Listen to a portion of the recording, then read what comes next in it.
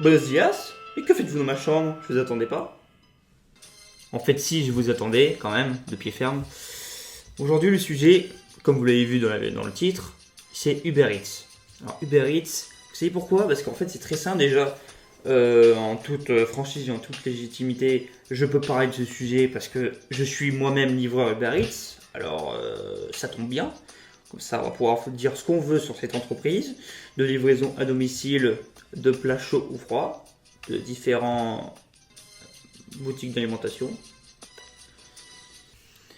La vidéo commence maintenant.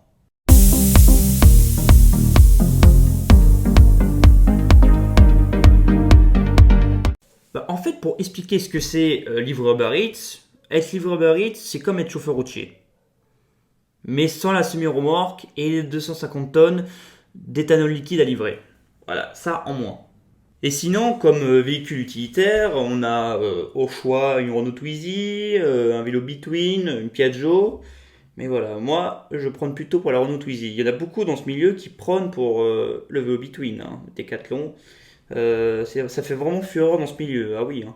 Et tout ça pour livrer 1 kg de Burger King chez l'habitant. C'est très efficace, c'est très pratique. Hein. Je vous recommande. Hein.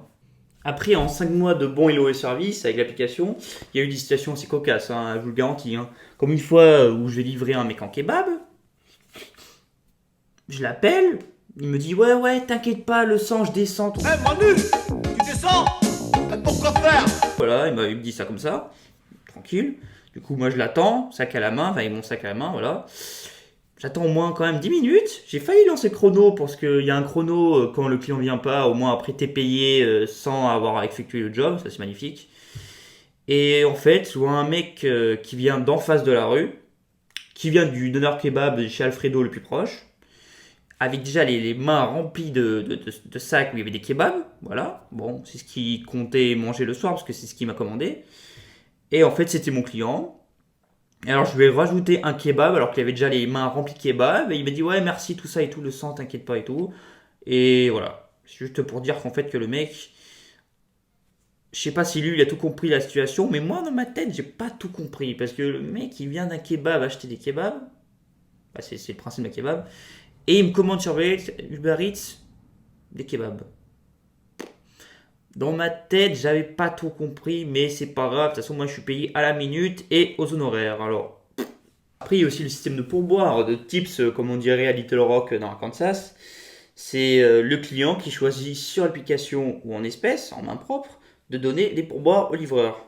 Alors là aussi, il y a tout un délire avec les pourboires, hein, parce que tu essaies toujours de faire au mieux en tant que livreur.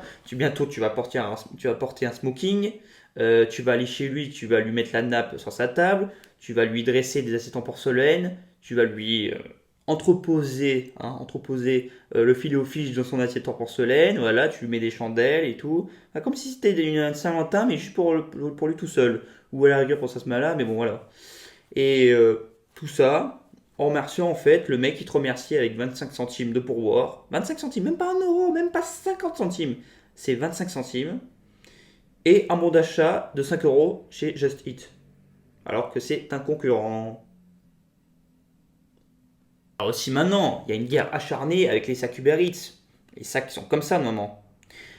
Mais là, parce que c'est plus juste des sacs Uber Eats, c'est la Fashion Week comme à Paris.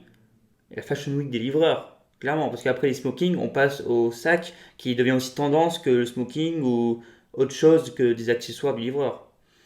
Parce que y en a, ils ont plus le sac Uber Eats de base, tout ça, comme je vous l'ai montré là. Voilà. Maintenant, il y a un mec, il me fait dire, lui, il a un sac Picard. Alors, sac Picard, alors lui, il croit, le mec avec le sac Picard, qu'il est en charge de toutes les commandes où il y a du froid dedans, où c'est des boissons froides, où c'est des glaces, au McDo, tout ça. Prenons une situation qu'il y a eu au McDo. Il y a un mec qui est en attente de sa commande, qui commande même pas Uber Eats, hein, il est là, il fait son petit boulot, son petit train-train de vie, voilà, il demande des comptes à personne. Il est en train de sucer un Mr Freeze, va savoir au mois de décembre.